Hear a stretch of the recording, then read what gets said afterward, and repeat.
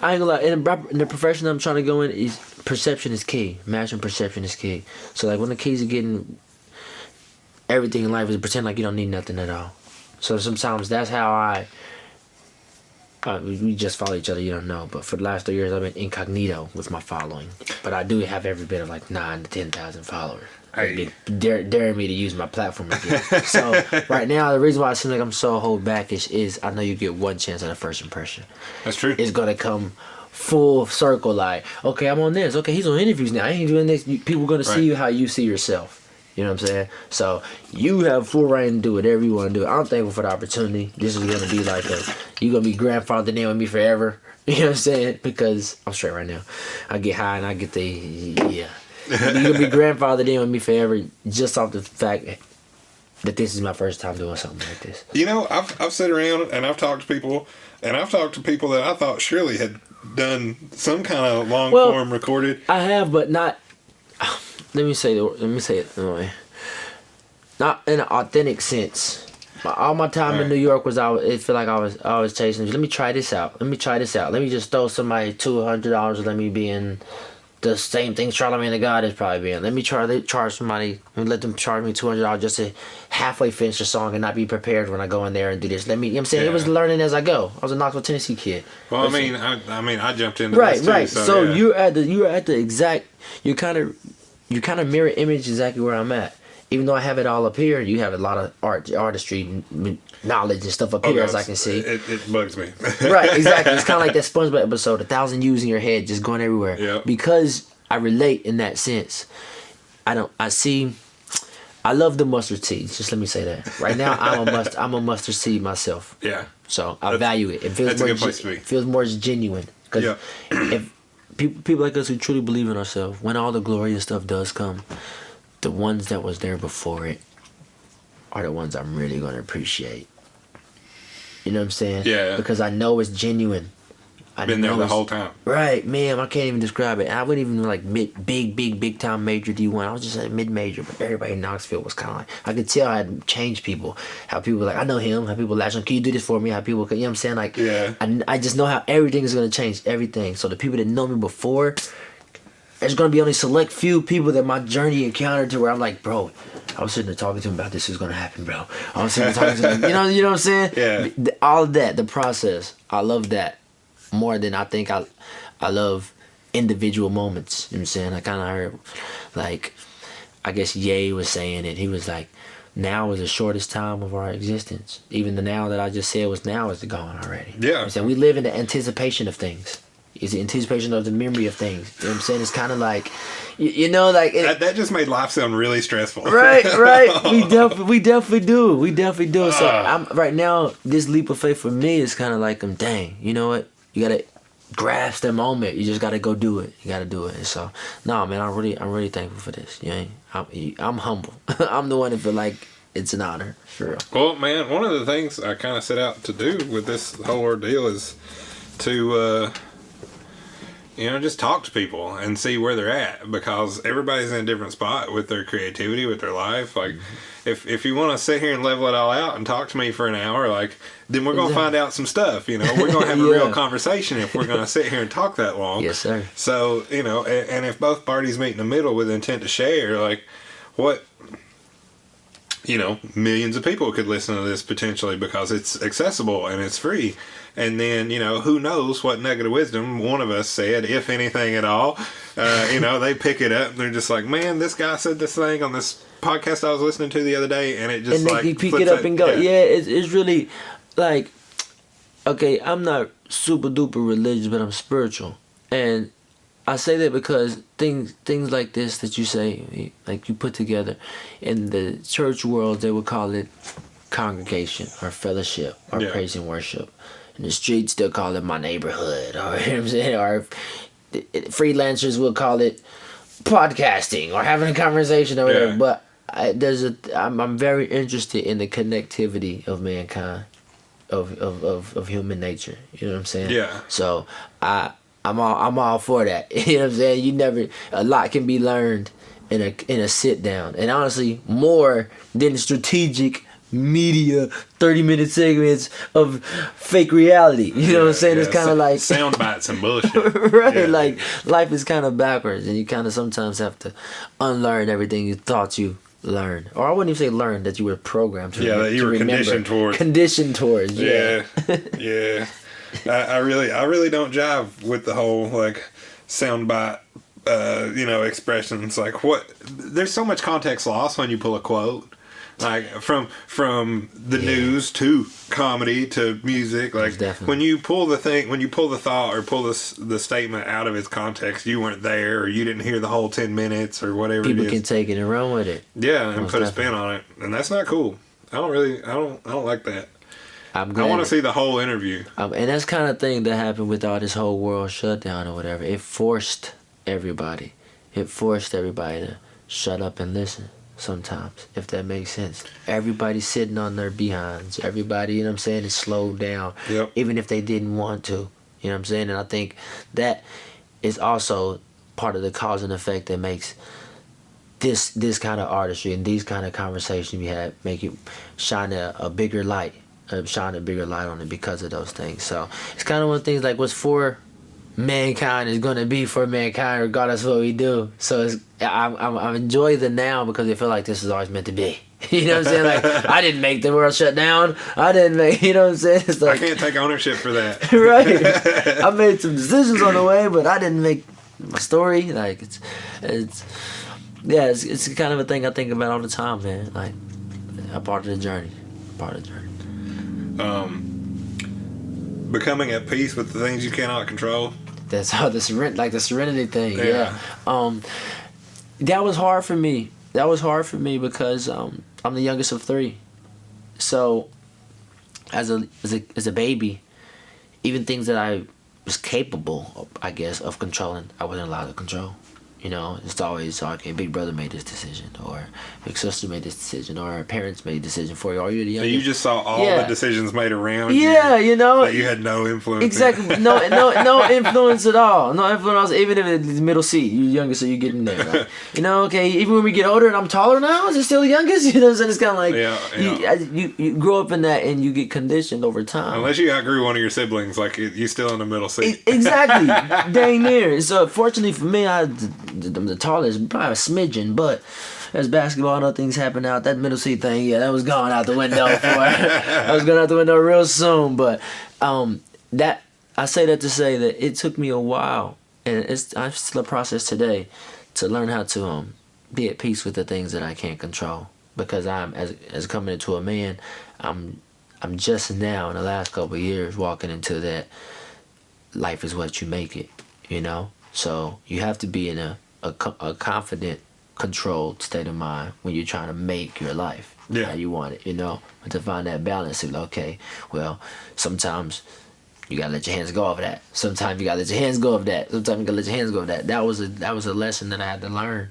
You know, I wanted to touch everything. Well, I didn't say touch. I wanted to help everything. You like having a lot of irons in the fire. Yeah. Most definitely. I definitely would like to. I would like to help everything. Like, and I think that's a security of mine now that once was an insecurity. You know, like growing up, really not really having much material wise.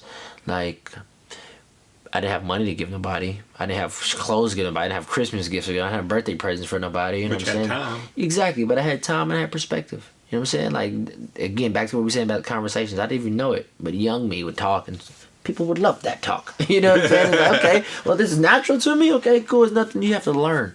And I think that's kind of like human nature. We don't really like taking orders or rules, or kind of like this quote, rules are meant to be broken, or kind of like, you know what I'm saying, you need a license to drive. Okay, what is a license?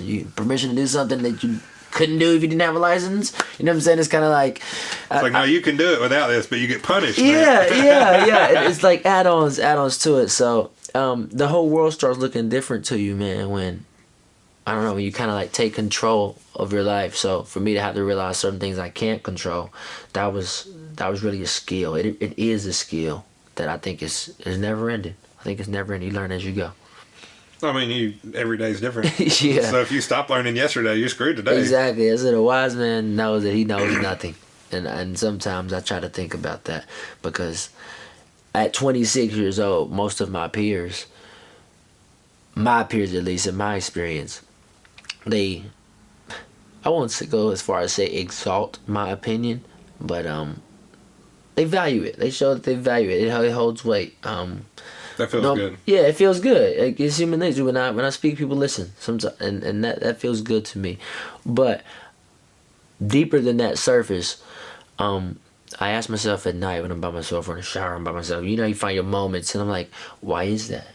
You know, like why is that? Like, are they crazy or am like, I crazy? yeah, you know what I'm saying? Like, am I the odd one? Am I the chosen one? Am I the, but am I the only one that makes any sense in my social circle? Exactly. It's like I think, okay, maybe it's just because I'm good in basketball and I'm from Knoxville, Tennessee. It's like, okay, well then you move to Chicago area and people love you. What the hell? Who's a country kid? It's everywhere.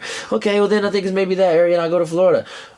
Floridians love you. And then it's like, okay, well, let me try New York. You know what I'm saying? Like, the New York people love you too. So at this point, it's like, I feel like I've lived like 3 lives already. You know what I'm saying? And most people don't get to do that until they're X amount of age. But I like having these kind of expressions and letting the people get to, I guess, know me and my story, because there's no such thing as making it, man.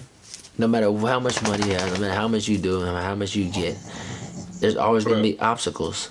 There's always going to be obstacles in your path, And so when I thought about it like that, my goals and my desires not necessarily changed, but my approach to all of them changed. It's like, okay, there is no mountaintop.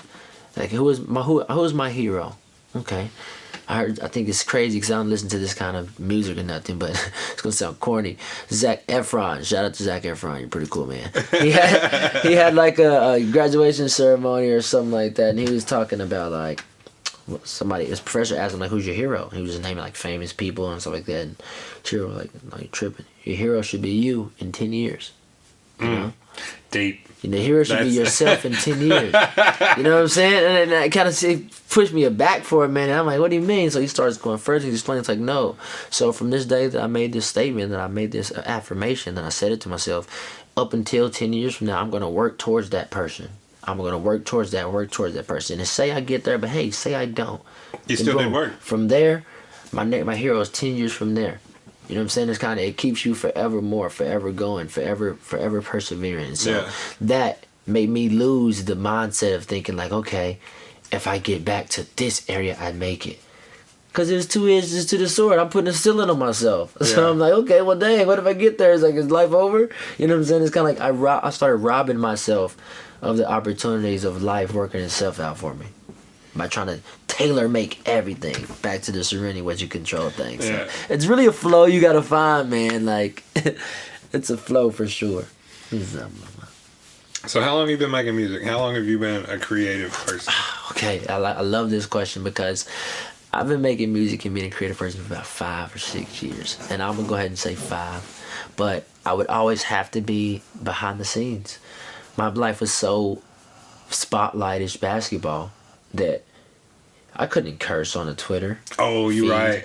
I couldn't put out this and shit, this got me messed up, or you know what I'm saying? Yeah, you can't talk like that. Right, part of the culture. Spotlight. Yeah, part of the culture is you like talking about the moment, what it is right now, how we really feel, not how you can fabricate feel. So like, for the longest, I was just having to use it as a side hobby, But for life, I love music. I grew up in a church. My mom was the lead singer at my church. Like, it was always in me, like the gospel, the harmony, and like, we used to play instruments when I was real young. It was like from 3rd grade to 7th grade. I played the trumpet and piano. I fell in love with it. But when basketball took over, the testosterone and stuff like that, you want to do the manly things, I guess you could say, and I lost it. And I never really lost it mentally, if that makes sense. But the muscle memory. But the muscle memory was like, you're a basketball player now, So it's funny. I think about that all the time. The present day is gonna look like to the world like, dang, who is this new cat? Who is this rookie? You know what I'm saying? Who is this? And I like that. Actually, I used to frown upon him, like, no, I'm not a rookie. I've been doing this for a minute. I've been trying. I know a little something. I know, we got that human nature about us. Like, no. But again, back to that glasses half empty. Back to that glasses half empty, glasses half full thing. That just threw me all off my phone. Dang, where was I at? Glass half empty, glass half full. It'll come back to me. All right. Well, why music? Oh, okay. Why music? So, back to this spirituality. My journey growing up was big churchy, if that makes sense. I was I'm from the South, man. I'm from Southern Baptist. Yeah, I'm from Tennessee. Every Sunday till I was like 15. Exactly. So strict, strong culture, religion. Sometimes Wednesdays. Right. Honestly, for me, it was all the time Wednesday. My dad happened to be the favorite deacon. Oh. You know what I'm saying? So he's working. You staying after, we're cleaning up, we're doing all that. So that was always in my life. So I think the gospel, it does touch your soul in a different way.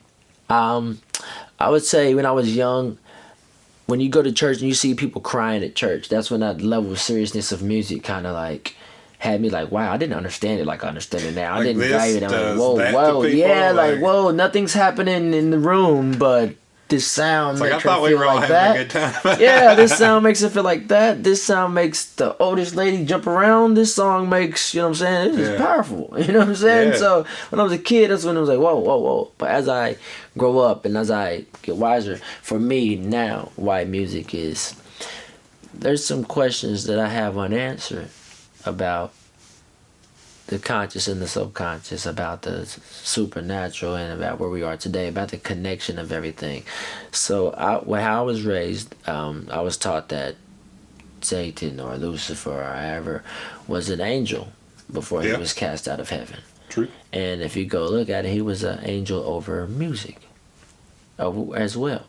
So it dawned on me, this next connection I make by myself, but just over the years of curiosity, for him to be the angel that thinks he can challenge the Most High, how powerful did his creation or what he was over have to be for him to even think it would work? He had to be pretty confident. You know what I'm saying? That's not something you forfeit. I'm going to forfeit heaven for eternal condemnation. The stakes are really high. The stakes are really high for music to be a pimp squeak, you know? Yeah. So when I think about it in that sense, it failed, obviously. You know what I'm saying? But to translate to nowadays, when no matter what walk of life I come across, I don't care if you're redneck, I don't care if you're from the streets or hood, I don't care if you're hillbilly, I don't care if you're Asian, I don't care if you like heavy metal, I don't care, whatever walk of life you come, Bollywood, India, you know what? Some form of music touches everybody's soul out here, you know? Like I had a colleague in college that was like kind of blind or going blind or whatever. But so like I was thinking that they were going to be depressed, that their attitude was going to change or that, but like the other senses had heightened. So like he would listen to music all the time, and music really controlled his happiness rather than what his physical ability. And I grew up thinking like, wow, I only thought people was happy if they could do this. I only thought people was happy if they could show people they could do this. If they could, whoa, look at me, I can do this. Or if they could prove it to themselves, I can do this, I can do that. This man can't even see. But music, 24/7, had him in his groove. Helped him do everything. Yeah. So like, it just kind of accumulated over time for me, man, of why music is just like, one, I liked it. Yeah, but with me to dive into something, you gotta do more than like it. Right. So with that connection of my childhood and how I was raised and how the spirituality and the supernatural side of me was taught, that curiosity, I'll be honest, is what led me to music. That it's like, okay, well, I want to know how to express myself. I do it naturally, kind of like feel like it chose me rather than me choosing it. I get that. Let's get crazy here for a minute. Mm-hmm. You ever feel just like a conduit for the creative energy you have or in you? Like you just have to be there so it can come out. Yeah. Most definitely. Yeah. Every day. I'll be honest with you. Every day. I'll go ahead and exaggerate it. Every day. I used to run from it. Most definitely. I used to run from it thinking like, okay, well, this is doing too much, or this is going to make me feel like I'm superior to others. Something. This is gonna, you know, like when you're young, you think about all those things that don't matter. You know what I'm saying? But I slowly but surely, once I start walking into that, and when I say walking into that, I mean by understanding your worth. Knowing your worth is something that it's an intangible that is definitely undervalued out here. I don't care if it's friend, foe, family. I don't care if it's boss, employee. I don't care if it's coach, player. Knowing your worth in that specific relationship helps you position yourself the best way you can. So I was always rattled real young as the youngest with my energy is being contained and not used. Yeah. The family sense first. You know what I'm saying? Like you said, it starts home. The family sense, like, okay, I'm the youngest. I can't say nothing. It doesn't matter. I don't have to say so. It's like, boom. Energy is just here. Yeah. Boom. Got to middle school. Real world. Oh, well, this is an energetic place here, you know? You get a friend. You get a friend. You have recess. You have recess. Woo! Everything you can, you know what I'm saying? I feel like Oprah was in there, you know? So, as a kid, just... all you know is what makes you happy. So I think that's how it panned out for me to understand it, because I always just felt it. But the older I got, I started trying to understand my feelings, if that makes sense. That's when it kind of like mean more to you. You just go out there, you're wrecking ball. Your life is gonna be a wrecking ball, you know? Like, yeah, straight up, man. That the conduit business really struck me a couple years ago. Once I just sort of realized how much energy I wanted to put into being creative and making things and crafting things. It's like you gotta so into it. I just figured out the healthy amount of energy, or where to put as much of it as I want to give it in a healthy way. You know? So once I just knew that energy was a thing and it could come, and then I just had to be the thing that put it out there, it was a lot. Like, things got easier because I wasn't so frustrated with what I made, or I didn't have too much expectations of it after it was crafted, and it wasn't what I saw in my head, you know. You became the conductor. You started living rather than just existing. And I'm telling you, man, that's the whole difference. A lot of people out here dead. Alive but dead, you know. They ain't living, that's for sure. Yeah. Because they're just going about their day like nothing's going on that's important. And don't get me wrong, I know some great, some wonderful, ordinary people. I do. But if you want to be extraordinary, and the artists and the creatives out there understand this, if you want to be extraordinary, it's literally in the word.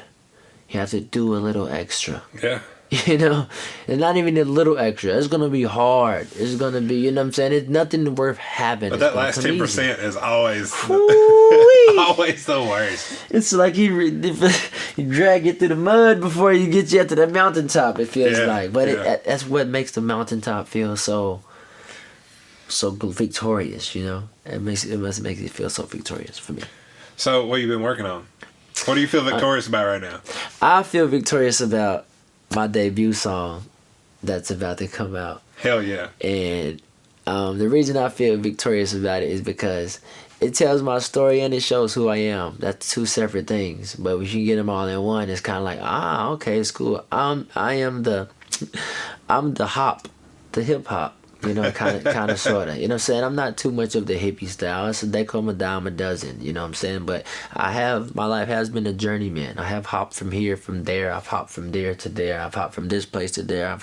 It's different, you know what I'm saying? Different congregations, different walks of life, up north to down south. And always too white for the black kids, too black for the white kids. You know what I'm saying? But through it all, you know what I'm saying? Like, my journey always impacted. Right. So, through that song, I basically talk about who I am, how I got here, and and it makes you feel while you're listening to it exactly how I feel throughout all my victorious moments. So yeah, I'm feeling victorious right now, and y'all need to go get that on all platforms. You know, that's Gauce. It's sauce with a G. All right, so since I have that file, I think I'll stick it at the end of the episode. So I like that. When people are done listening to us chat, they can hear that song and I like that y'all do listen to this all the way through. Yeah, they need to. Most definitely. Because, you know, this is the part I want, but that's the part you want. And if they're going to get the whole thing, it's the artistry. then they got to get it's kind of like a business. And it's another topic that people in the South, I'll say especially, should have conversations with more. You know, business is strategic, man. You know, and once you understand that, it's kind of like it more so simplifies the phrase of it's not business, it does not personal, it's business. You know what I'm saying? Like movies say it, more do like it. But honestly, it's a little bit of both, as it should be. Yeah. You know, you personally control your business. Right. You know what I'm saying? It might propagate itself and sustain, but like if nobody's at the wheel. Exactly. So as you're going through life and as you do things for yourself, you should have that mentality, because everything else that you do has that mentality. When you go on YouTube, they're gonna force you to watch their ads. When you go on, you know what I'm saying? Like everybody has to. It's kind of like a breaking bread kind of thing. So it makes you feel alive in moments like this. You know what I'm saying? When it's kind of like bringing recognition to even little stuff like that. You know, for example, if other artists out there or creators or whatever in the streaming world and this and that, the algorithms understand it. Yeah. Algorithms know if you're going to, you know what I'm saying? Algorithms going to pay you if you go all the way through, if you do, but it's really a life lesson. You're not really going to get much out if you don't go all the way through. Oh, it's that delayed gratification. Exactly. Oh, exactly. So, delayed gratification is such a terrible thing in my life because, man, I have I got a good handle on it now. I am 30 years old. I've figured me out. Delayed gratification can be a bitch, but nowadays I generally have the willpower to like stand back and be like, do I really? No. Exactly. You know. Exactly. Like, discernment. Yeah. I'm not so what's the word? Impulsive these days. You know. Okay. I'm not gonna just rush off because I know something good's gonna happen or I'm gonna have a good time. See it through, analyze it. Yeah, it's if I can be more critical about stuff, and even if it's gonna be cool or fun or something, like do I want to give the energy to it? Do I feel up to it? You take time to what weigh kind of social engagement more. Is this? Like, how am I expected to act when I get there? Like, Okay. I think about all these things now. Detail. Than when I was like 21, 24 or something like that. Yeah, the details matter, man. The details matter. Because I'll if I find out everybody who's there, I'm just like, I don't know if I'm feeling this will be heavy. Yeah, because man, overthinkers. It sounds like you're an overthinker like me. I do a little bit of that. Okay, I'm guilty. okay. Yeah. So I do a lot of bit of overthinking, and what I've realized lately is that, man, I have to train myself to underthink, if that makes sense, because over analyzing everything. Like, I say something that has two options, okay, yes or no, but then I say overthink and I give it 100 million options. It could be kind of a yes, it could be kind of a no. It gives me more doors to miss from. Yeah. If that makes sense. Yeah, it does, because all these options are just laid out in front of you in your mind, and you're just like, oh God, no. It scatters them. It scatters them in your decision making process. And even that's like a testament to kind of how from birth we're structured and programmed in school, and to narrow it down to these options, and you know what I'm saying, multiple choice then, or we don't realize it, but the level of cognitive dissonance, you know what I'm saying, that we put on our own selves. Put on our own selves, you know, and while we're young, before we even know ourselves, is really that's what I really feel when people say, oh, these people brainwash me, like it.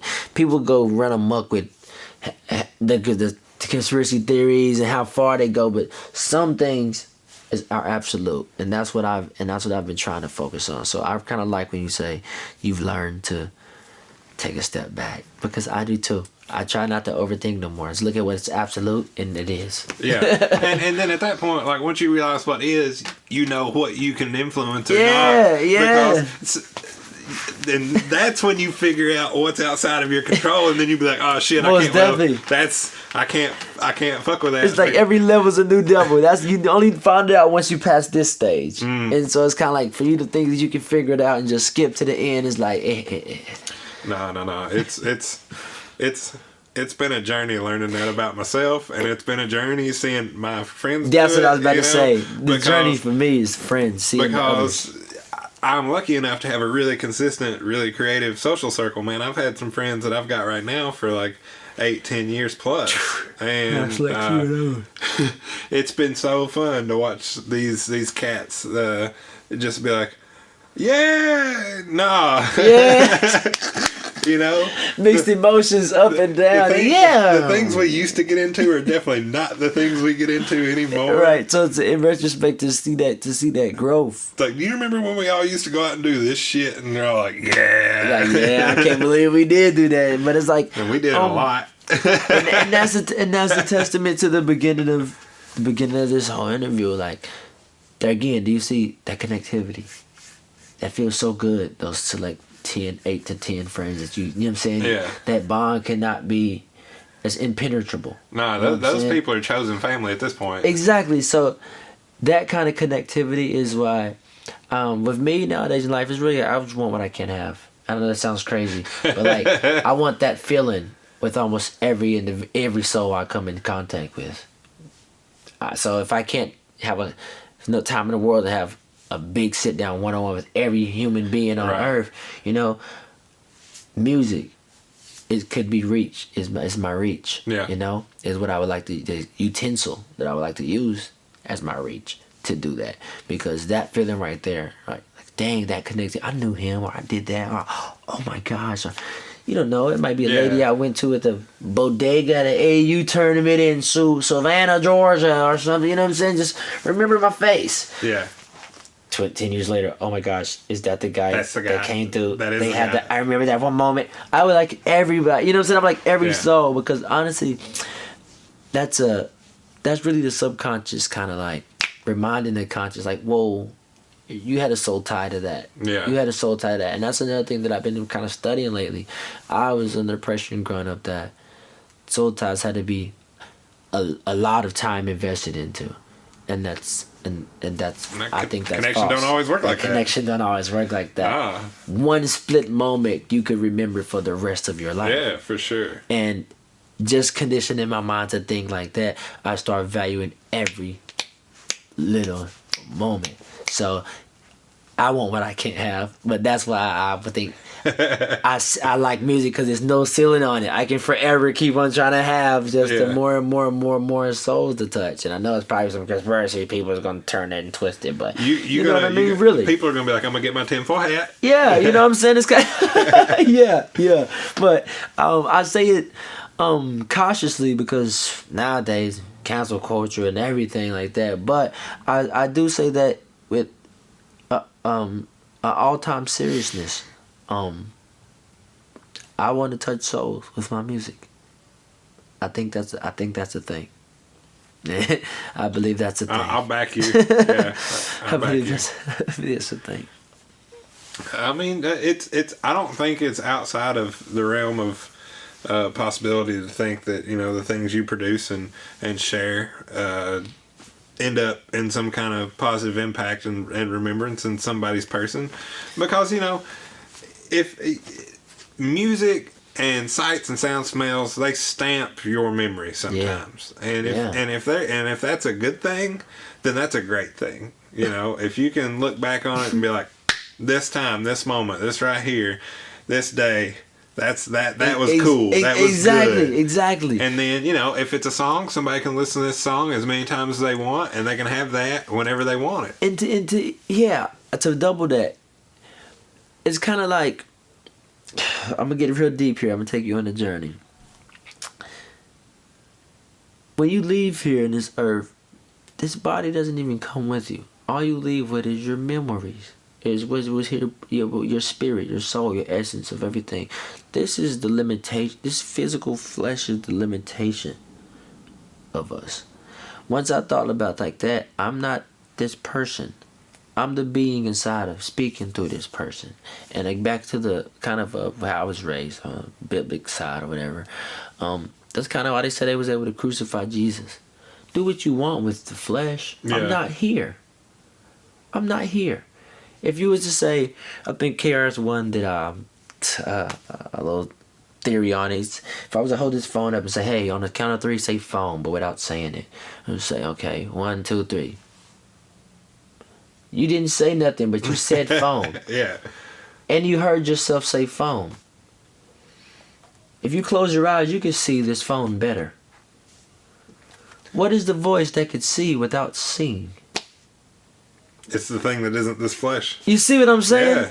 Like we trained our whole life to see left, right, up, down, clockwise, in time, fourth dimensions. Nobody teaches in and out.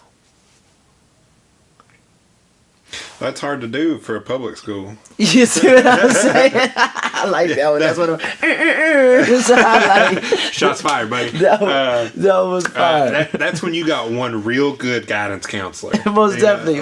That one is. Or that art teacher or that one teacher that's just like, hey, dude, look. And they're gonna do the same thing that we just said. That moment with that one teacher. Yeah. Is gonna carry with you forever. Yeah, exactly, man. And I've got a bunch of moments from my school and growing up that I have since come to immense appreciation for these moments, because there's no way in hell I could have figured out I needed to appreciate them then. Yeah, like exactly. Interactions with people, authority figures, people I didn't know or people I should look up to in time. Then, and you come around to it, and you're just like, damn. They were kind of looking out for me, or they told me something I really needed to hear, or that something happens like to that. me all the time. And honestly, mine's kind of, I guess comparison is the enemy of joy. So I'm gonna say worse than the others, but mine's always been at the worst moments. You know what I'm saying? Like, this person's gonna save my ass, or this person come. You know what I'm saying? It's like, whoa, me and them both know, like, I didn't deserve that. You know what I'm saying? Like, but because of those stings, eventually after so many of those sting feelings, I kind of stopped looking at things as what's good and what's bad. I used to look back at those things like, dang, I wish I had done it differently. But then it's like, that's all subjective. Because like you said, in retrospect, now I value the relationship. Yeah. When I was there in middle school, don't tell me to be quiet in class. Right. What? I'm a middle school kid. You know what I'm saying? It's kind of like, only thing that's permanent is change. For sure. So I kind of try not to get lost in the, what is exactly this way, Or do that for long. And or not be scared if something else happens to change or tweak it. Not even change it, but having to put a detour in the route. Small changes like that happen every day. It's ridiculous. And God forbid I keep track of them, because then I'm going to start spinning in circles. And it's crazy because, like, we'll choose, without even knowing it, we'll choose to learn those lessons for something else that doesn't matter. For example, if we have a job or whatever, and we have an obstacle or a job, or we have a quota to meet at a job, or we have to do this, and then a wrench gets thrown in the plan. Oh God, this is our job. We'll find a way to figure it out and still make it work. But for our own dreams, and for our own what we really want, for what our own being want and desires out here, we'll talk ourselves out of. You see what I'm saying? It's like, whew. Yes, God. It's like, well, dang, I'm dissing me. I'm dissing me when I look at it like that. So it's a fine line between judgment and discernment, and I just think it's for everybody. The key is just to know yours. I have become so acutely aware of how much energy I have. Yeah. And how I'm willing to spend it. Because, I work 8 hours, work 10 hours, do whatever, come home, like, finally decompress if you're lucky. If you're lucky. And then, let's say you do, and then your best friend calls you and is like, hey, dude, let's go do this thing, this thing we both love to do, let's go. And you're just like, I just got out of the shower. That balance, you gotta find a way to puzzle pieces. Oh God! So that conflict happens to me a lot. So it's just like, man, I would love it, but I gotta sit around the house right now. Like, that's where I'm at. It forces you to be on your own pace. Yeah, and that, and how my creative workflow, like, for me as a person, my workflow is kind of muted by work days, because if I have to create, I can't do it for 3 hours before I go to work, because my ass starts work at 6 a.m. So what am I gonna do? Go to bed at 8? Hell no. And that's, I gotta credit Joe Rogan, man. He said this on the podcast, and I one of the moments again where he said you hear something but it sticks with you forever. He was kind of saying, like, the transition is the key part of changing your life from that thing. Like, as a creative, we want to create for us, but realistically and out in this real world, sometimes we have to create to provide to create for us. You know what I'm saying? It's kind of like backwards. Sometimes getting lost into the first creation and get comfortable with whatever that provides us makes you forget about yourself. So it's kind of like, me personally, I had to fake forget about my dreams for a little while. I had to put tunnel blockers on, I had to go tunnel vision to force myself to create that window of opportunity to double down on just myself. That's the hard part. And I would say it's not always up to the person. It takes a little bit of luck too. Luckily, I don't have kids yet. Luckily, I don't. Luckily, I'm not married. Luckily, I don't. You know what I'm saying? It's like this world is being a now, speedy, grew up fast world. There's a lot of people out here that are just as capable of living the life that they dreamt as a kid. You know what I'm saying? But I said in a song, bad decisions will set you back like a seatbelt that'll yank you. You know what I'm saying? It's kind of like I used to frown upon people like, I wish I could do that. I'm 16. I wish I could date that girl. Oh, I wish I could. And now all those people I'm looking at, I'm like, oh, I'm glad I'm not have a 7-year-old and I'm only 26. I'm glad I don't have this responsibility. Even I'm glad I'm not stuck to this city and state. Like, hey, I'm going there tomorrow. Yeah. It's kind of like, it's not to be on some like, okay, well, I was the wise one, but no, it's also some looking inwardly. It's kind of like I trust myself a whole lot more now that life has shown me, like, yes, you did it the right way. Now the glory is here. You know what I'm saying? Now everything is right in motion. So it definitely takes a supernatural power to basically like align things up for you. But you got to meet it halfway, and that's what I think a lot of people don't understand. Like, nothing's gonna come easy. No successful or big time. It's not even just about money. Like, if it's influence, no, the most successful influencer, or if it's about whatever, no successful person was sitting around hoping for something. You know what I'm saying? And that's kind of where I separate myself from, I guess, the religious side of my past. You know what I'm saying? It's like, hope is good or whatever, but hope doesn't get nothing done. Successful people make it happen. There's no action in hope. You know what I'm saying? Nothing's going to fall in your lap. You know what I'm saying? That's a good thing to tell somebody whose ceiling is only yay high. You know what I'm saying? Yeah. It's kind of like a slave mentality, honestly. You know what I'm saying? And when I hear the word hope, so as things over time change, hope for me is not one of those big like, yes, let's have hope. You know what I'm saying? To me, that's like, let's have a beg. Let's, you know what I'm saying? Complain. Let's complain. Let's feel like we deserve more. When I hear like that, it's kind of like I had to relearn language, honestly, and that's an everyday thing with me too. But once you understand the power, the meaning behind words, you kind of see all things different. Even when someone else on the other side communicate with you, don't know what they're telling you. You kind of see everything in a difference. This person accidentally just told me this and he doesn't know it. This person just you know what I'm saying? Yeah. Like, you start to back to that discernment. You know what I'm saying? You kind of piece things together. Well, and then, you know, once you sharpen those skills as well, you can use them better too. Yeah. And there's a lot of ways that are better, you know, quote unquote better, because I try to use my language in a way that is direct and informational. And so I'm not wasting anybody's time. Like, you ask me a question, I want to give you a direct, quick response that you can immediately understand. Some people have told me I'm an asshole, but I feel that. I feel good communicating in the way that I do, because I know my intent to give the people the information they need, and the information right then, to me, is the highest priority. And I like what you said about the asshole thing. Like, in my heart of hearts, if I'm not trying to be an asshole, I'm comfortable being perceived as a specific asshole, rather than being perceived as, I guess he might be a good guy. Right. I don't like the guess might be. No, the ambiguity. I don't want that at all. You know, I'd rather be I know he's a straightforward asshole. You know what I'm saying? He's going to say this stuff. Yeah, I'm into sureties. You know, I'm into sureties. I'm into sure things. And some people don't even know it themselves that they're into sure things too. Yeah. Like, I'm saying, like, okay, well, you're a big girl. Oh, well, let's do everything but work out.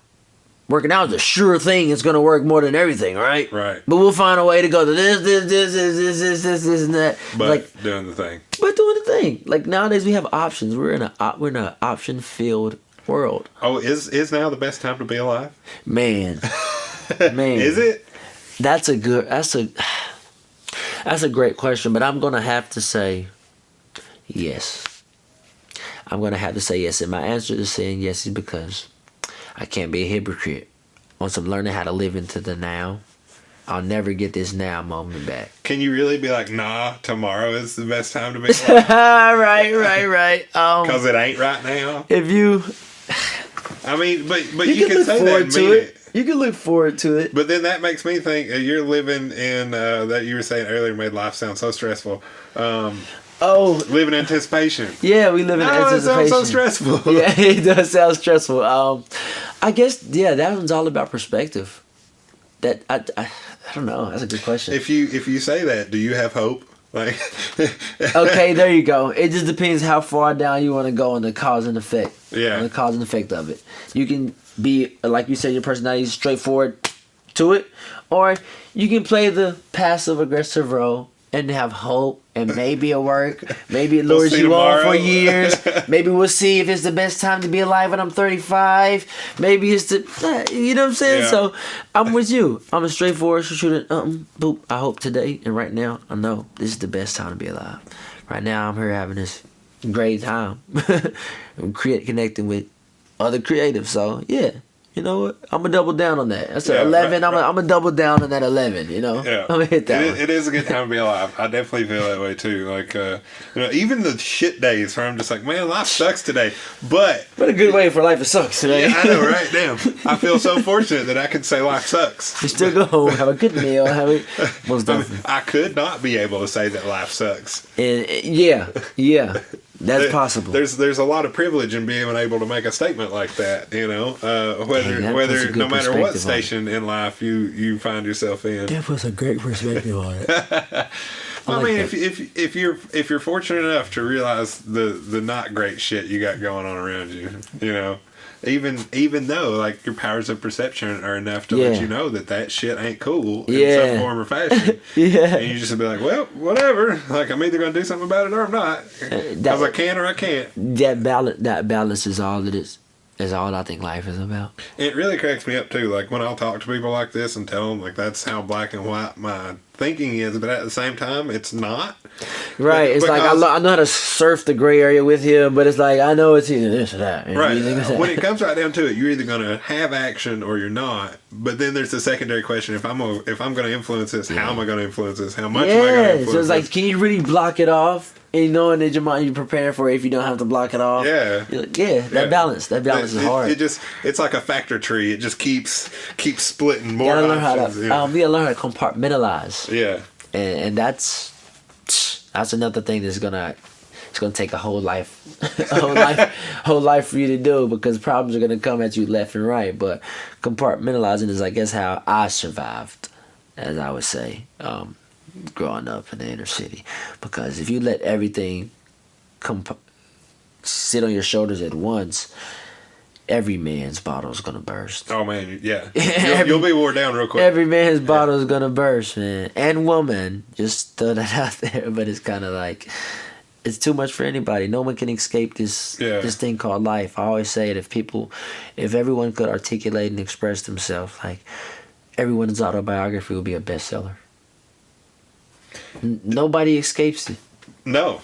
Everybody goes through these ups and downs, these surreal moments, these whoa, that was crazy. I can't explain that one. I did not deserve that. These, you know what I'm saying? I should have died right there. I should have died, man. Like, I woke up in IV's in me. Like, everybody goes through those.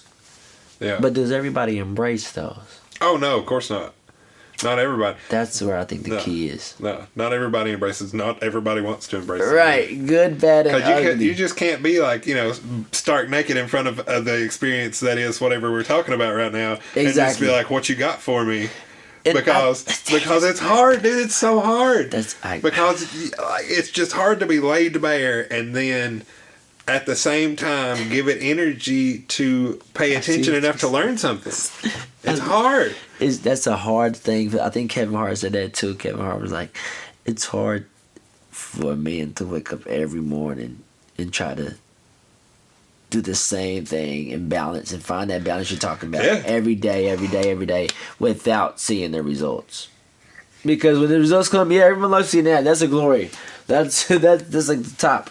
But every day it took you to get to that.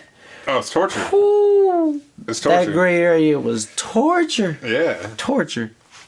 That's why I feel a lot of semblance with Sisyphus every now and again. Okay. You know, I'll be having a shit day at work or something, can't do nothing right. I'm just like, call me Sisyphus. Right, You know, right. I just feel like I'm always getting run over by that boulder I'm trying to push up to the top of the hill. So I find instances in my life a lot where I'm just like, fuck, you know, just pushing the boulder. You know? But that you have to You gotta embrace those. you have to embrace it. Yeah, you have to embrace those because back to what I was saying about language, and I'm studying language because it actually changed my life. Those all we're talking about is emotions, or mood swings, if you will. Yeah, we grow up and we go to work and we have to fake happy. Yeah, we come back. Sales voice. Yeah, we come back. Yeah, hello, how you doing? We come back home and we might not be in the mood to argue with our spouses or something. Okay, that's a mood swing. You know what I'm saying? She didn't have to do with work. Or, you know what I'm saying? But it's human nature. You know what I'm saying? We might play a game and we happy and excited pre-game because we're on TV. Okay, we lose, now we're mad. But that's a mood swing. All those are emotions, and that's the thing I feel like creatives flourish in. We still humans, so sometimes we do, but most of the problem, we don't run from our emotions, our expressions. Because we look at it, emotions itself is just E-motion. Energy in motion. You got to know what kind of energy you're putting out there in that motion. And so when I think about it like that, it kind of helps me be a chameleon in any room that I need to be in. You know what I'm saying? Like it makes you do this is a account services. Hello, how you doing? Okay, I sound like money. Maybe they give me a little more leeway. You know what I'm saying? Like, yes, hello. you see what I'm saying? Like, treat me professional now. We all do it. I can speak this language too. Exactly, we all do it. It's a innate humane character trait that I think that we all have. But the ones that embrace it are the ones that flourish more. The ones that flourish more. I'm glad you embrace it because I see you doing what you're doing here. Man, it was almost like I had the idea to do this thing, and people have heard me talk about my idea to do this thing a lot over all these episodes so far. But it was becoming to the point where I didn't want to think about it anymore because I was tired of thinking about it. I wanted to do it. You know, the idea had festered long enough in the back of my mind where I was just like, damn it. I need to commit action to it. So, you know, I bought the board, got the microphones, a stand, all the cables, blah, blah, blah.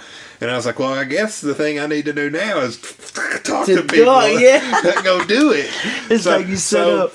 So, you know, it was that. last December I sat down with two of my really good friends who I'm going to put out on one of the episodes this month. Mm-hmm.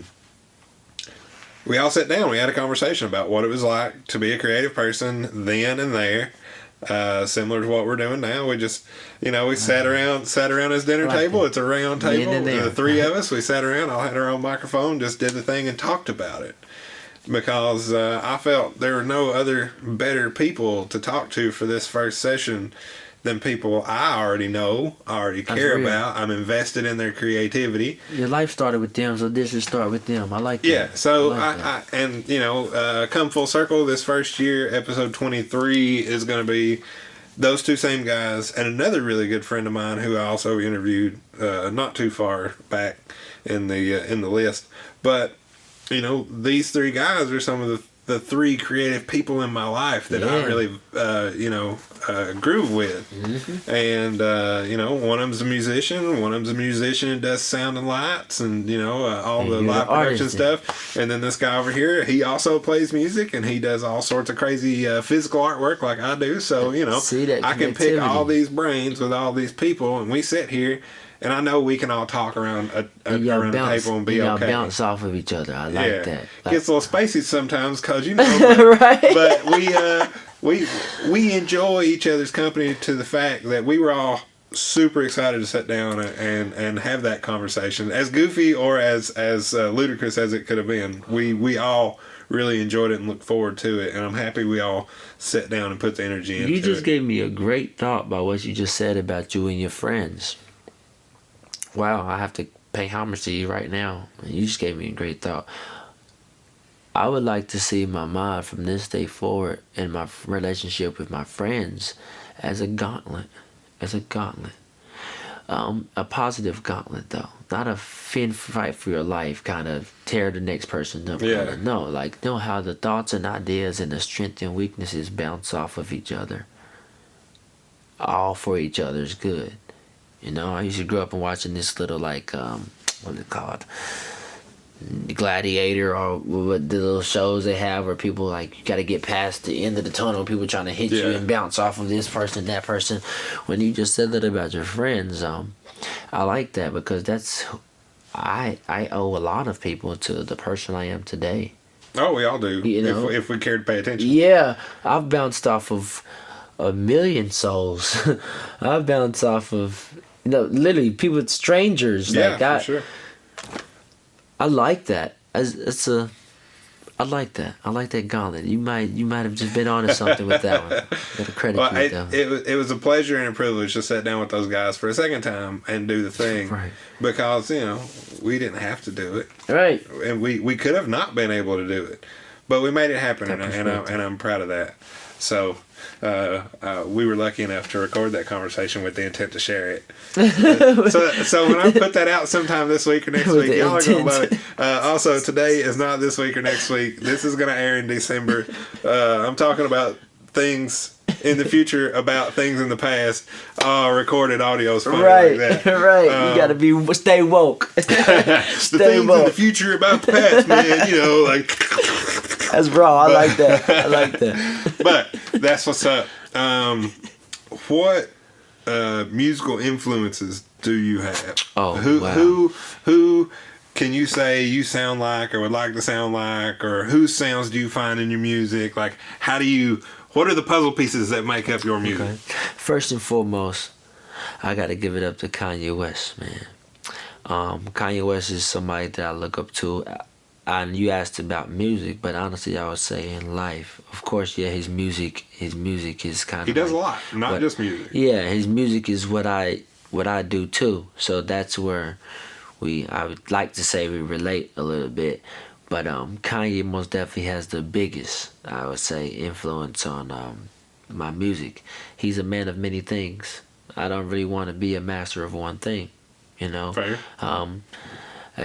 You kind of feel like a mirror image, kind of his story. One time he said in an interview, anybody's a fan of me is a fan of themselves. And I kind of felt that, because you just take bits and pieces of your journey, and in the now, you continuously live in the redemption of all those things that you've become. So you see what I'm saying? It's just an ever me versus me battle.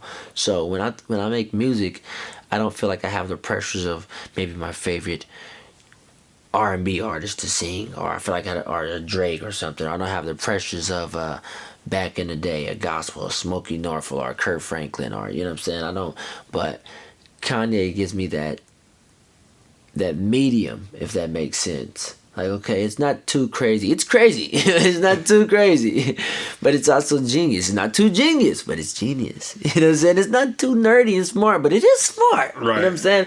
It's a tad bit of everything. And I feel like as an artist, or as a chameleon, as you would like to say, that's what I am influenced most by. But don't get me wrong, there's other ones that I really like. I like 50 Cent. He's been an inspiration. But on the contrary to belief, the Rascal Flatts is that okay? Is an influence to me. Left field for sure. You need to tell me why Rascal Flatts isn't it? Okay, Rascal Flatts because man, I'm back to telling you that I was sometimes too white for black kids, too black for the white kids. Even growing up, now we growing, you don't got fit into no group. You know what I'm saying? But when you're young, you want to be accepted. You know what I'm saying? So I was sent off to a school in the suburbs, and this is it happened to be a perfect time where I was a sponge. I was soaking up information. You know what I'm saying? We go through that time where it's like, okay, no, this is how I am. Forget everything else. Then we also go through I'm receptive to possibly all things. Right. In that time, I'm receptive to all things. I went to this girl's house, man. I'll be honest. It was, and for me, growing up, like you say, in Baptist, in the church, and all this stuff, at the time, I didn't go to many girls' houses. You know what I'm saying? So it was this like, is cool. And yeah, new. it was a cool thing. I was excited. Again, living into the anticipation. I'm like, oh, how is this going to go? I'm cool in almost every situation, but these are newer situations. What do I do? What do I do? You know? So we're in the living room, whatever, and they play some 50 Cent, actually, like, but I could tell that this is a different that had never played in that room yeah, before. Yeah, I could tell that it was catered to what I would possibly like. Yeah, you know. Well, so, they thought about you. Yeah, they thought about me. You know, it's good hospitality. I respect it. So, but I'm expressive. So I honestly took it upon myself to like make a jokingly serious joke and say like, oh no, you know, I can see what's going on. Let's play something y'all like. I pointed out her dad like. Hey, what would you listen to? I wasn't a name for purpose, yeah, but what'd you like? I want to hear some of your music. Yeah, we gotta make this all about me. Spotlight's already on me. I'm new in this situation. Right. Kid you not. He plays Me and My Gang by Rascal Flatts. And for one, I wasn't expecting it. From the title of Me and My Gang, before I heard the song, he just said it, and I was like, I don't know if he's messing with me. I don't know if he's kind of joking with me. I don't know if he's saying like, what this is me. What do I do? It shocked me. It's a powerful title. You know what I'm saying? So I'm like, okay. But it struck my interest nonetheless. So then in that receptive mind, he plays it on a big surround sound. Oh, of course. And I kid you not, man. The guitars in the background, electric, the na na na na na na na na na na, me and my gang jump on that train. And I started trying to be the funny energy in the room, but I surprisingly found myself liking it. Again, because back to the music thing. Yeah. When I started doing music with the production ear, I started learning things that I didn't know that I knew. I started learning how to pick up on cadences. I started learning how to, okay, well, if I heard this one time, next time the chorus rolls around, it's possibly going to be the same thing. Yeah. I'll start listening. You know what I'm saying? I started knowing songs before I knew the song. If that makes sense. So in that encounter, younger me, I'm sitting there trying to be funny and just nah nah nah nah nah, and they all look at me at the end of the song, and I was like, "You knew the song the whole time?"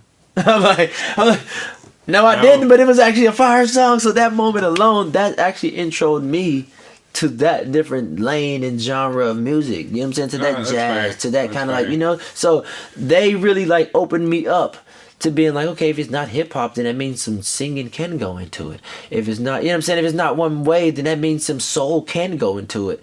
If it's, you know what I'm saying? And so that cracks me up though. I'm being bruised, so I believe it, but that bridged me in, man. That bridged me in. The Rascal Flatts. Rascal Flatts is the needle in the back of the head plug into the matrix. I want to meet them one day. The Rascal Flatts, Adam Levine.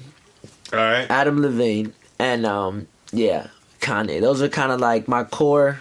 That's a pretty how I got varied to triangle of influences right there. Right, and I also covers bases. It covers bases, but I like that because it leaves room in between each base. Oh God, to create different worlds. A lot of room. You know, how a mixture of 50 Cent and Adam Levine, like whoa, it doesn't even honestly just saying like that doesn't sound like it's even appealing. It's two totally different worlds. Right. But back to the artistry. To make that combination sound two guys pretty in good. A room, like, I mean, what could happen? They might make a banger. Exactly, a banger. And in fact, that would be a new wave of a banger. Nowadays, people want new. People want authenticity. Yep. People want what's, you know what I'm saying? People want different. So I named those people because I could never just name one.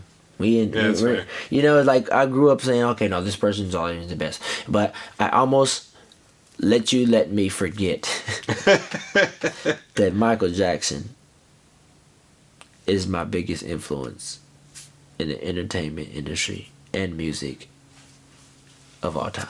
Because he's a juggernaut, right? Michael Jackson is my biggest influence of all time.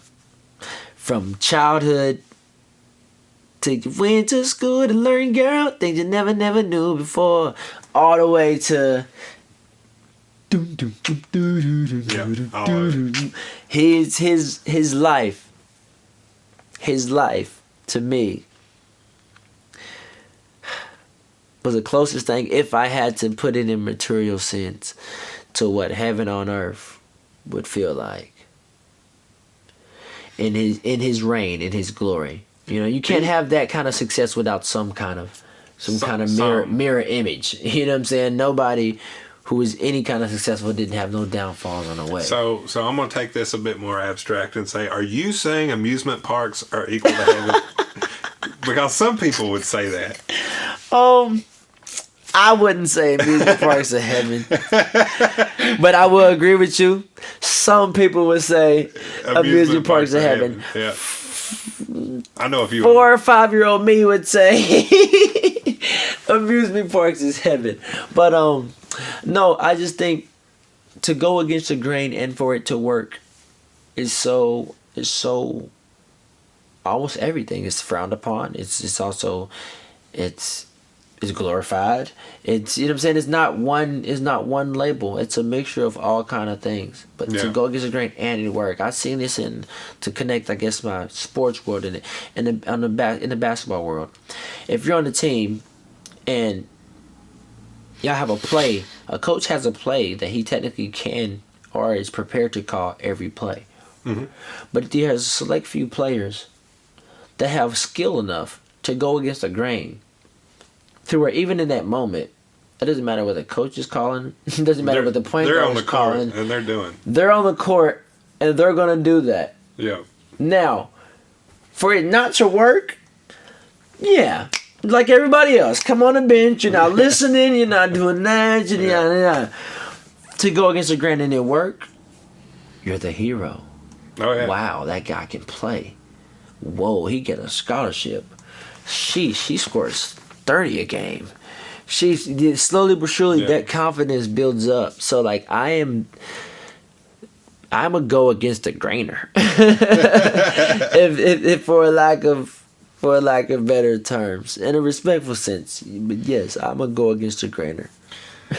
It's like, yes, I did that, but I was trying to do what I thought was the right thing. Yeah. It's like, if it don't work out, it's gonna look real odd sometimes. My bad, I tried. You did all that for it not to work out. Like, what the heck, man? I don't get it. But at the same time, I trust myself enough I love to live in the memories of when it did work. Well, the what if has never been something that's treated me real good.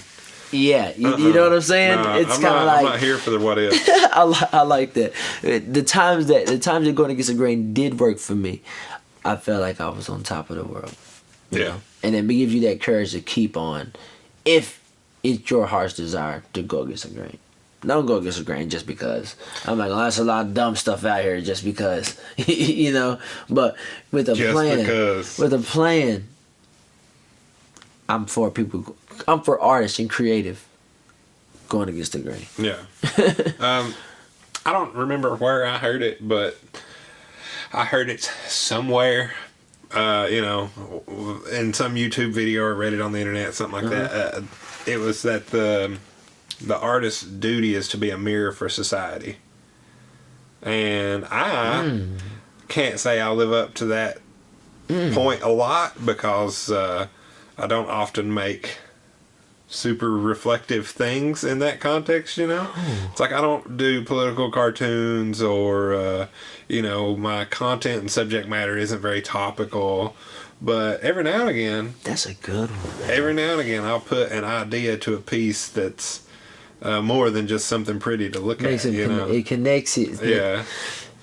So I like... What's the phrase again? Say it exactly. An artist's duty is to be a mirror to society. I definitely... I like that. I keep that in mind sometimes when I'm trying to get ideas across, but I can't do it with words. I have to do it with pictures. So if I'm going to show somebody an image about something that's fucked up, they better be able to make sense of it. Because I just can't be like, blah, blah, blah, blah, look at this. Like, yeah. This is why the housing market sucks. Like, no. No, like, I got to literally show you why and how I think the thing sucks or why this is bullshit. With that art. Yeah. Gotta tell you a story. You can't just, quote unquote vomit on a canvas and be like, "This is why this sucks." Like it just no. People are gonna be like, "Yeah, it sucks. We know." I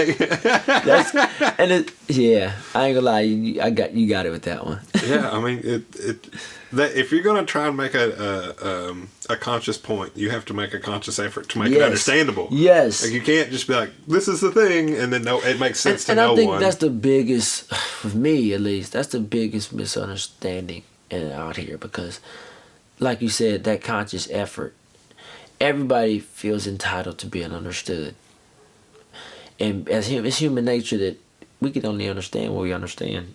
So it's kind of your duty and obligation to help people understand you. If you want to be and you know what? I'm not obligated to understand you. Exactly. Like, so you can do your job perfect, and it still won't even. You know what I'm saying? I'm with you 100% on that one. One of the things I have to remind myself about being at peace with what is that the universe is under no obligation to make sense to my ass. Exactly. Never. Exactly. Ever, never is it. So I'm just like, well, why? Well, it doesn't have to make sense. Oh yeah, you're right. Well, fuck. I'm never gonna get an answer for that. Exactly. And then that's what you gotta. Damn. Yeah. I like that. I just, it's one of them things. Just one of them things. One of them things. And it's a lot of one of them things. I think we probably got a million of them things as we cross them. Yeah. I feel like I'll see a new one every few days the older I get with increasing frequency. we learn something, increasing frequency is the big thing. Is that something that I say, would you look at that way more than I used to? Yeah. That's something, I guess, that's a question that I got for you. Let's go. How do I ask it? Words, please. I like that one. When did you start understanding frequencies?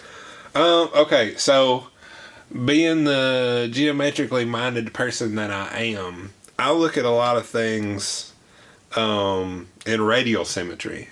So, how many times does this shape go around this circle? How many times does it go around the circle? Like, is it grouped in some way? So I guess you could liken that to a sine wave of a frequency or something, because it's a pattern. It's not linear, it's circular. So a lot of the stuff that I find myself doing is arranged in a circle or part of a circle or can be divided by 10 or 15 degrees around some radius. I like that. So patterns have always been something really natural to me, especially geometric patterns. And this goes back to the thing I was saying about school, like one of those moments that you appreciate now. I remember being in my geometry class as a sophomore in high school and my teacher telling me some shit. And I was like, whatever, man. Not really caring or understand how it could be used. Like, forget what he's telling you. It's just the fact he's telling you something. Yeah, and he did that a lot. He was a big positive impact on my life then and now, doing just that then. And so I find these things, and I first started doing geometric artwork maybe 6 years ago. And ever since then, it's just... patterns and patterns and patterns and patterns and layers and patterns, because I could draw circles all day and then I'd end up with a flower of life, or I could draw straight lines between all those points and I could have a Metatron's cube, or I could do it could go however many ways it could possibly go, and I wouldn't have the peace of mind to understand that or be able to practice that without this guy. And if I didn't have the wherewithal to understand or have the desire, energy, time to understand these things, much less why I enjoy them. Like, why I enjoy them and why I like them are two different things. Like, I like them because they're aesthetically pleasing. I like seeing this style of thing. I enjoy them because the flow I get into as a creative person to make these things is a healthful process for me, mentally, physically, creatively, emotionally, all those things. Like, my creative process is also a cathartic, healthy exercise for me. Therapy. I don't shy away from that truth, and it took me a long time to learn it. And it's not just a thing I can turn on and turn off. It's because 24/7. it used to be, it is a 24/7, but I can't force it. Right. You know, I can't just be like, well, I'm going to sit down right here, right now, and I'm going to draw a 12-inch circle, and it's going to be Right. subdivided by 15 degrees, and it's going to have these 5 colors, and by God, it's going to look like that. You It's know, like you gotta you gotta turn the volume down on it sometimes. I can't do it. And anytime I sit down, like, well, this is going to happen, it's It'd not. be boggling, It's it's not. like- It's not the thing I want. You know, and I don't.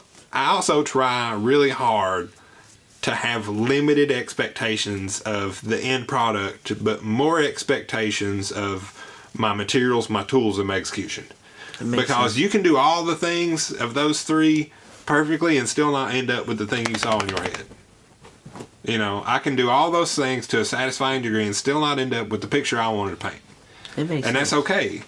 Because you sat down and you use your tools in a proficient manner, you use the materials the way they were supposed to be used, and you did the thing you meant to do. The process. But that doesn't mean that the thing you created is going to be the thing you intended to create. I like that. It's 2 separate different things. Yeah. So the process and the product are 2 different things in my workflow. But the process is the only thing that makes that product. And sometimes I like the product. Okay. I like that. Like all the stuff you saw laying around upstairs, I had no expectations of them. I just knew I was going to use these things and do what I do. You know, And it has to work its way. yeah, and you gotta go through it because, like I was saying earlier, that conduit bit. You know, Yeah. you got this energy. What do you do with it? Well, I'm going to put me in this place with this set of tools, and whatever happens, happens. And You know? let the divine take over. Yeah, I mean, and there's a lot of ways to say that, and I'm in no way going to dispute it because it's the truth, and you know what I'm saying when I say that, and I know what you say when you say that. That's real, so of man. course, like that's the thing that happens. Universal language. I love that. Yeah, I mean, every creative person, no matter what creative way you are, if you say I sit down and I do my thing, and then this happens, like.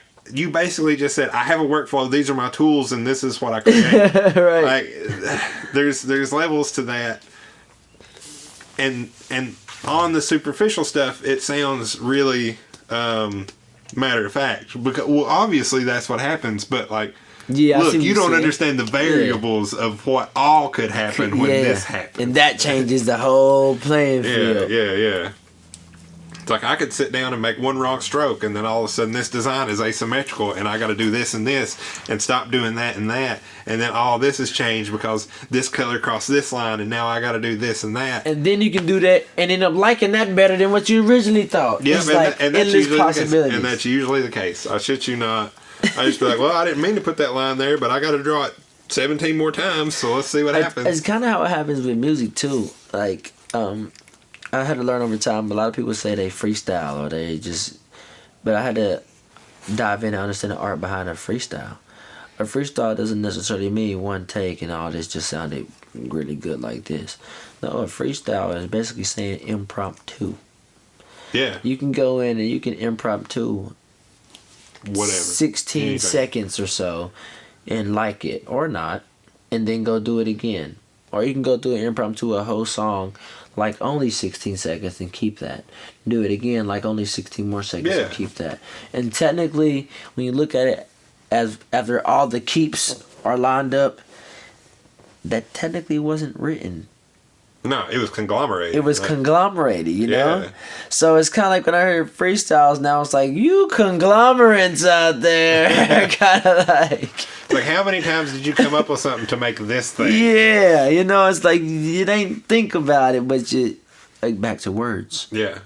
I started looking at everything different when I started understanding what words really mean. Like, for example, in our court system, anybody that has a lawyer is a minor. I didn't know that. For a long time, I thought after I was 18, I'm no longer a minor. Yeah. No, but Black Law Dictionary tell you you're an infant in ward of the state if your income to handle your affairs. So you need a major or a licensed practice to do that for you. Little stuff like that. But that's in a specific niche context. Exactly. And if you don't know that, then you don't know that. Exactly. and it's crazy because back to the layers and the variations. You were saying you can scribble and it comes to this many variations. You're right. There's a lot of people that can't even know that. But another layer already is in place that ignorance of the law is no excuse. Yeah. So, dang, you get penalized for what you don't know. You know what I'm saying? It's kind of like layers on top of layers on top of layers. I didn't know I could get in trouble for that. You feel me? It's really on some, back to the biblics, I guess. Study to show thyself approved, they say. I don't care if you're a welder. Show that you're the best welder. I don't care if you're a great speaker. Okay, show that you can go speak. I don't care if you're a great football player. Okay, show that you can be Reggie White. I don't care if you're a great basketball player. Show you can be LeBron. But whatever you have to do, you have to study to show thyself approved. You're not going to be able to show those things without you doing the work to show that you're capable of doing things. And I think that's what people miss sometimes. Like, we can't really skip steps out here. Can't really skip steps out here. Because if I skip a step, you see it. It's literally not there. Right. Like, and matter of fact, let me say, we can't choose to skip steps. Because if we do things in preparedness to go through step A, B, C, D, then the Most High can skip you from elemental P to XYZ and give you a breakthrough early. Yeah. But when we have it in our plans... Then you got to do some work later. But when we have it in our plans, though... To only start and then think we deserve this at at G and then skip and think we deserve K. Nah, I don't know how people think that's a good formula for anything that you want to plan towards. Yeah. That's what a plan itself is. It's crazy. I can't. If I skip steps, I have to repeat it so it looks intentional. I can't just be out here skipping one step and then ignoring it next time. Yeah. If I'm going to do that, it has to be intentional. It's going to be there. Yeah. I can't hide it. I can't fight it. I can't just be like, I don't know what happened. No. Most definitely. I agree with you wholeheartedly on that one, my brother. I just got to do the thing. And if I don't do the thing, I got to have a good reason why I didn't do the thing. There you go. It's not too much that I'm just free for all doing. Like, you got to have it's a method behind the madness. Yeah. And to tie that back into other shit, like, the method behind the madness is something I've learned more lately than I understood then, so to speak. Yes, sir. Because I feel like you got to live within your own madness for a while.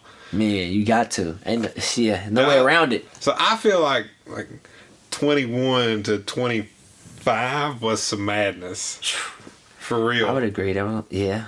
For me and the way I live my life, it was some people would call it manic, lots of other things. That's the exact years, that the madness started for me. Whoa, you're right. Absolutely right. Well, 18, you think you're grown. 21, you actually know I'm grown. Like, I can get in trouble with everybody else grown. Yeah, I'm that grown. Yeah, I can't rent a car, but I can go to jail fast. And then 22 was like, okay, well, I got the responsibilities of... Forget the trouble. A grown-up person. Yeah, forget the trouble. I can do this. So 22 to 24 is kind of like, recklessly. Then that last year, 25, I was like, okay, let me try to be wise about this. so yeah, like 21 to 24 was some shit, man. I was in college. I was living in a college area here in town. And I just it'd be Thursday through Sunday night. I would just take off walking until I found a party and just be like, let me turn. Dude. Yes. And not that I would just go get shit-faced drunk or whatever, but I would just go find something to do. And sometimes that something to do is pretty fucking ridiculous. Man, but we start with the method behind the madness. Yeah. Learn to love all of those in betweens. Yeah, I don't know how many just ridiculous things I saw walking around the fort between 11 p.m. and 5 a.m. Sometimes it make you think though, when you look back at this 21 to 24 year, does that make you think that that was the phase of life where you were supposed to live in that kind of madness?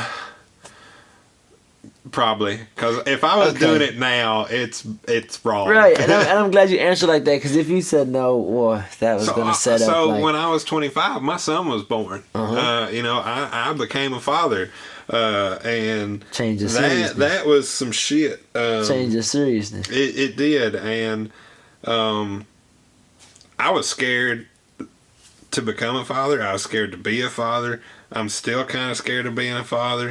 Like, it's a trip, dude. Full disclosure right here, I've done a lot of psychedelics. And being a father is still the trippiest thing I've ever done.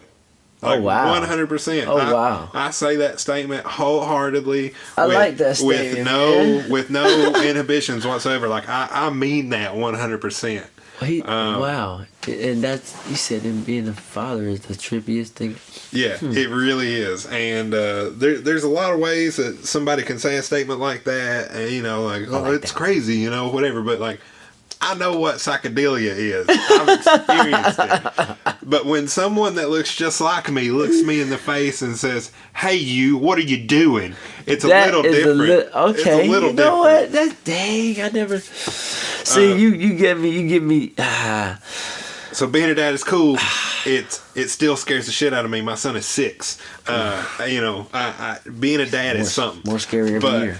But that being said, being saddled with that responsibility helped me rein in other parts of me and my life. Not that I was crazy or wild or some extreme example of the person I actually was. Imbalanced. Yeah, this helped me learn how to better account for my energies.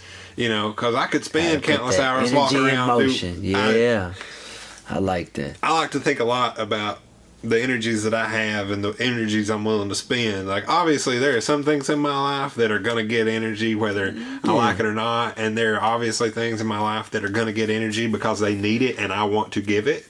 And then there's things outside of those two categories that I am going to choose however much it gets, and nobody else can dictate that, And there's a lot in that. But in those other two, there's like probably fucking 70% of my time. Exactly. Like those are the filibuster times, but it's a lot of time. But I like that. Yeah. And you know what? I enjoy those categories I've set up for myself because they allow me to be me better. Yeah.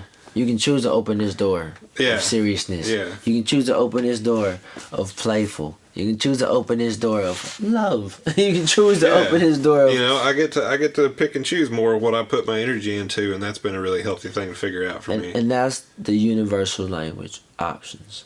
As humans, we love having options. Yeah. We love having options. 2 doors is always better than one.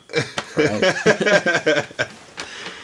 But it's been a thing that I've really come to grips with, and it's definitely made me better, and learning about me has made me better. So these two things in concert have worked together as well. It was checkpoints that you definitely had to reach. Oh yeah. I look at it like a simulation game. Okay. Because we can't go backwards, Oh no, so not at certain all. Checkpoints. Really, every day is a checkpoint. You know what I'm saying? That you really can't relive. No. So when I think about it like that, every restart or every new day, as you say, as we would say.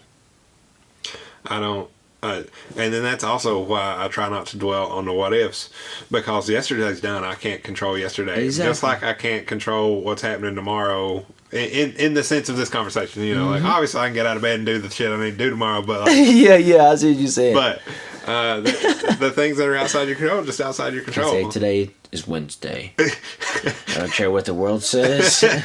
It is Wednesday, okay?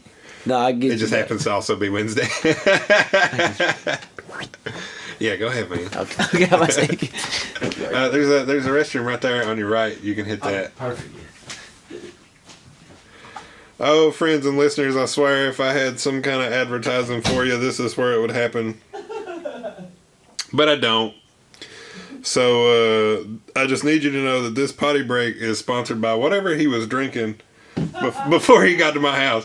I think it was Arizona tea. Was it Arizona tea? It was Arizona tea. That's an unofficial statement about being sponsored by Arizona Tea. But if Arizona Tea did sponsor me or want to sponsor me, they could. I like Arizona Tea. The Mucho Mango is where it's at. As far as I'm concerned, I like it a lot. So, damned if you do, damned if you don't. It is what it is. You gonna drink Arizona Tea, you gotta go pee. So, this is a not sponsored potty break in the KAAMP. And I actually haven't done the spiel yet for the KAAMP. So, Micah, I really appreciate you coming to sit down here. We really need to start this show. We're an hour and 29 minutes in. I haven't started the show. Everybody, welcome to the KAAMP. My name is Thomas Zachary. This is the Knoxville Area Artist Networking Platform. And we've just been talking for about 90 minutes and I haven't started the show. So, here we go. If you want to listen, you're obviously listening right now, and I appreciate it. Tell somebody about the podcast. If you're just like sitting at the bus stop or at the red light, roll your window down or something, be like, hey, do you listen to the KAAMP? Because if you don't, you're really missing out about cool stuff with local area creatives. Most definitely. Just yell at strangers in public and tell them to listen to my podcast. That'd be great. If they don't have a phone, you should play it really loud in their car as you drive down the street so everybody can hear it. Just shit like that. That's form of marketing. This is the bonus episode, aka episode 26, that may or may not get labeled episode 26. Micah, I really appreciate your time. Can you plug your socials since you haven't done that yet, if you want to? I can plug my socials. You can find me on all social media platforms, Instagram, Twitter, and all that, at Sauce with a G. Literally, it's spelled like sauce, S-A-U-C-E, but it has a G instead of the S. Sauce is Goss. That's my last name. That's my artistry name. That's a play that I do upon that. And I would love for you guys to come grab my attention. And I say that's not backwards. Yes, you guys are grabbing my attention. I'm for connectivity. I love connectivity, just as you all as humans do too. So, thank y'all for having me. And, y'all can find me there. I'll follow back. So, I normally ask, we covered most of the things that I normally try to cover here. So, I'm going to ask,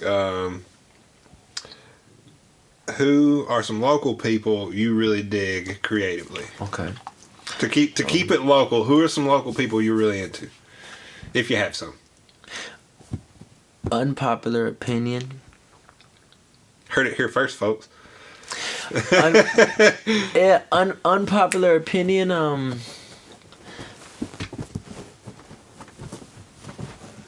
like Benji 3 Eyes.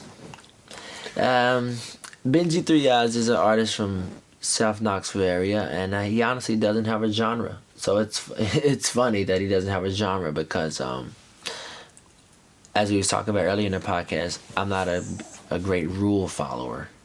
You're a go against the grainer. Yeah, I'm a go against the grainer. As we can stamp that one right there. I like that. Go against the grainer. Benji 3 Eyes is probably the only person that I like locally. Far as music and artistry wise, and the only reason why I say that, I have to reference that. I can't just throw that out there because there's a lot of people out here that I really like as people, but in a creative artistry sense, I feel like branching out is the best way to learn. I feel like exploring is the best way to expand. I feel like that's where all of my creativity still comes from. Yes, my core comes from home, but as I journey amongst roam the earth, as you would say, right, outside things, other sources is what makes the uniqueness of me. So when I'm at home, it's an insecure feeling, I guess you could say, that all artists want to stand out in their own way, and it's hard for me to feel like I stand out when I'm at home with other people who grew up where I was from, who make the same kind of art that I make, who understand the same kind of perspectives that I was understand, who, you know what I'm saying, literally went to the same school. Yeah, you're around a lot of similar things. It's one of those, it's a thing that I don't mind, but I can't ignore either. Yeah. You know? So like I pride myself on being different. So when it comes to hometown artists and stuff, it's like, wow, I would love for me to be the one that can change hometown artists into still being my friends and from the same place, but from all of us being outside of home, if that makes sense. Like I would like to work outward. Yeah. And that's something I'm really passionate about, and it's hard to express that sometimes. It comes off as if like, oh well, you don't like home. No, home I'm forever indebted. Yeah, I'm forever always indebted to A65, good old Rocky Top, and I'll always keep it with me as I go too. But to answer that question, Benji 3 Eyes, I know you're out there.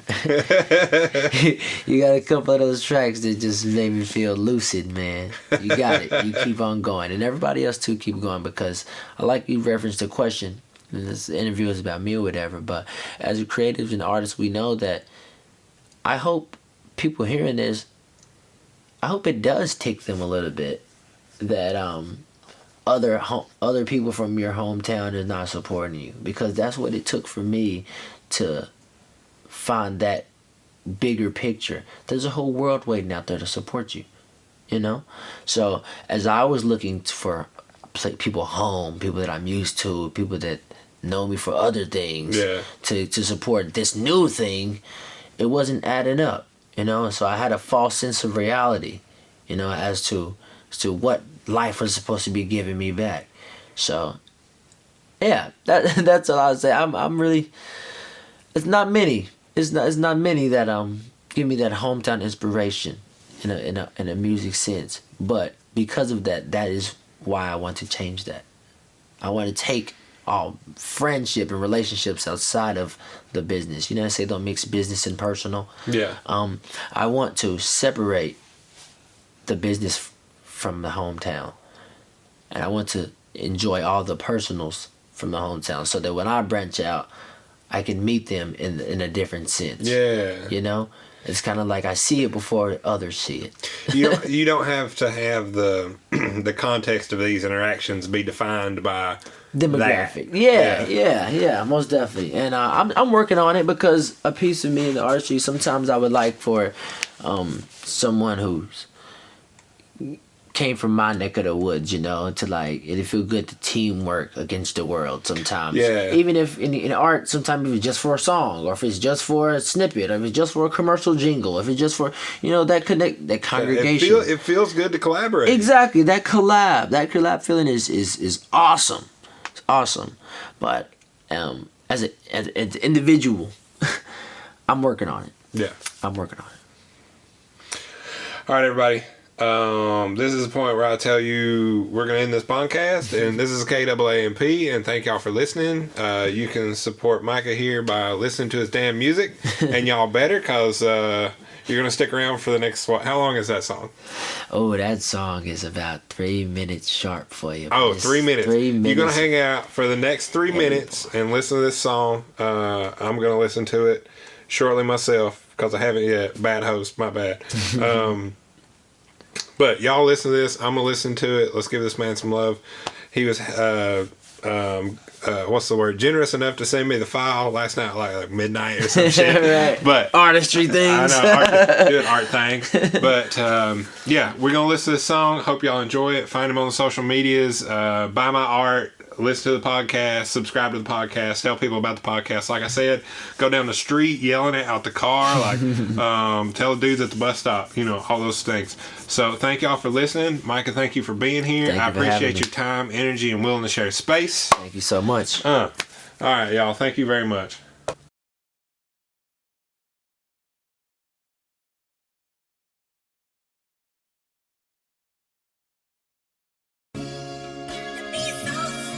A wise man once said, failure is opportunity to more intelligently begin again, my brother. I failed 1,000,000 times. I promise I did. Welcome to the restart.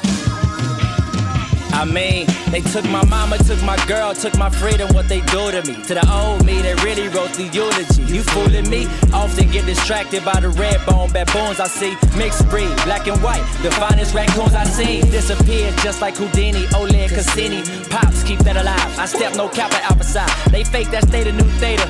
I'm a alpha, not a beta. I'll conquer it over here and go to Vegas with the Raiders. I master perception. I'm at the surface, look backwards, whole time I'm moving forward, I know my direction. I think we lost the connection.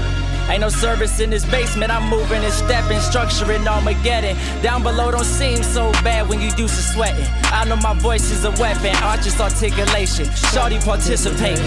Voluntarily, I had to ask, she ain't need persuasion, she down for all celebrations. Took her to Rio, she eating Creole, shorty Haitian. Repent for my sins, Lord, we fornicating on the side, these niggas hating. I pick them apart all damn day, it's like it's operation. We gon' play Dr. Patient, if this get to escalating. The brand with my elevation. Can't stop me if you tried, and they trying, but they all fried. My truth gon' bake a lie, may feel baker how I keep the confidence, the angel out in the outfield while you on running. So think about it. Get stuck, I had to get gone. Shoulders heavy, I told him throw another weight on. The time is right now, said it was tough for me to wait long. About to put myself on with one song specifically. That's what you should hate on. Have offense, defense, Oladipo, perfect balance, good and evil. Watch the shooters, people lethal. I'm a prophet, send me sheeple. I ain't scared of that, I'm here to free the people. They try and hit back, I'm trying to get equal, but they ain't comprehended. They just want the 16 with the big head. Here's Peyton Manning. Bars doing 25 to life, I spit the murder package. I'm her Kimbo Slice, I keep the big advantage. Prince in 93, the way the prophets dancing. Holy moly, Holyfield, a Vanda, I punch out the slander. Forget a 9 to 5, I use my propaganda. Touch the money, suavecito on the bees. That's really how I touch the honeys. Just in case you wondering, don't need the okay in your city, boy, I've been thundering. Moses, how I parted that sea, I'm deep coming in. What you mean spoon fed? I was crumbing it. Boy, is you serious? Eddie Murphy, these dudes delirious, it's comedy. And obviously I gotta beat every obstacle stopping me. So couldn't sit back, I had to get gone. Shoulders heavy, I told him throw another weight on.